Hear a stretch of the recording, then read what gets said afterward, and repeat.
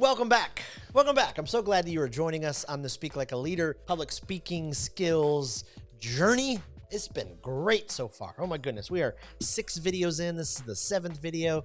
We're diving into our internal life as leaders and communicators. We're talking about with or at.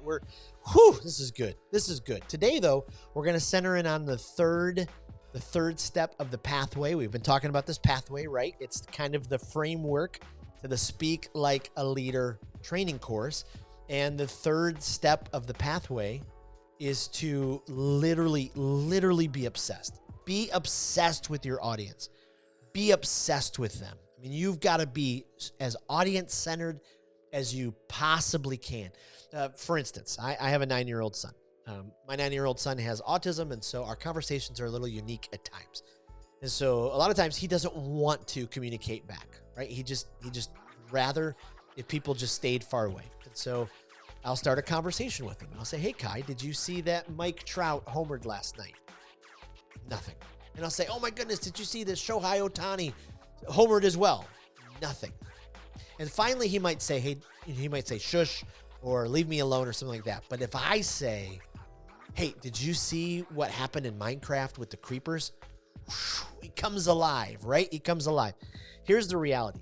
You as a speaker, you as a leader who's going to be speaking to an audience, whether it is your team giving a report, standing in front of a classroom, doing a Zoom training, doing a sales presentation, doing a keynote, doing a breakout workshop, whatever your audience is, the more that you are obsessed about your audience's success, your audience's problems, your audience's needs, the absolute better. Absolute better. The great Dale Carnegie, I've talked about him on here before, right? He said the royal road to a man's heart is to talk to him about the things he treasures most. Bam! Like that's exactly what you want to be able to do. That's what you want to be able to do. And so here's the situation. Like sometimes the problem is as a speaker, as a leader, we get up in front of people and we only talk about what we want to talk about. We only talk about the research that we found helpful instead of being so obsessed with our audience's success, being so obsessed with our audience's problems, being centered on our audience. And so what I want to challenge you to do in this video is to master the art of self-forgetfulness and shift the focus from you to them, okay? I know you can do it. Shift the focus from you to them. Start thinking through, like, this is the secret sauce to great speeches. When we focus less on ourselves and more on our audience. I mean, that's what we want to be able to do. And we want to be able to pile into that. But it's going to take practice, right? It's going to take practice. It's going to take time to be able to develop the skills. But let me just give you kind of a couple steps to be able to get there. One, you got to become an expert in your audience. I love this quote by Ken Hamer. He says, designing a presentation without an audience in mind is like writing a love letter and addressing it to whom it may concern. Right? That's just so good. That's just so good. And so when you buy the course, you go to speakwithpeople.com/speaklikealeader, and you buy the course. Again, this course is I think it's so priced so right for the everyday leader to be able to afford a premier training course that's just packed with so many resources, so much help. Anyways, I'm bragging now. I apologize. I made it more about me. See what I did? I did the opposite of being obsessed about you because I want you to succeed. And so in the course, though, we present this really amazing worksheet we did not come up with, but a very, very, very smart Princeton Language Institute gentleman, Lenny Laskowski, came up with.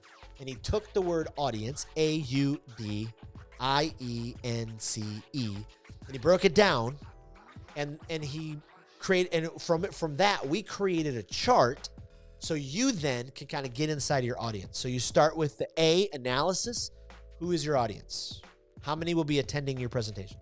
Now listen, next, two videos from now, we'll talk more about the clarity box. And in the clarity box, oh my goodness, like this is when you really can dial down on some of this type of stuff. And if you buy the course, the clarity box is absolutely free. But we'll tell you more about the clarity box, but we'll put the link in the description as well because you can buy it separately. And I'm telling you what, we say the clarity box is 6 simple steps to creating dynamic speeches I'm telling you, your speeches will go from here to here with the clarity box. Okay, let's keep going. The U is understanding.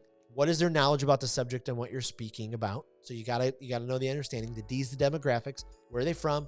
What's their age, their background, all that kind of stuff. The I is, will they be attending? The E, where will you stand? Where will ever be able to see you? Like, you're starting to get into the mode of, okay, what am I thinking about in the room? The N is needs. What are their needs with respect to the topic? Gerald Myers said, find out what's keeping them up at night and offer hope. Your theme must be an answer to their fears. C, customized. What do you need to address in your audience, in your speech, to address their needs? And then E, what do you think they expect to learn from you? I mean, this is huge. Like, this is insanely helpful. If you just take that word audience and you break it down, you will be able to help them so much. Bridget Heyman said, you can talk to your blue in the face, but people know in their gut if you really care about them, So get into the heart of your audience. Be audience obsessed. Be focused on their success and deliver solutions to their problems. And I guarantee you will speak like a leader. Make sure you go to speakwithpeople.com/speaklikealeader. Remember, you have till December 22nd at 11:59 p.m. to buy the course. I hope you do. All right, we'll see you in the next video.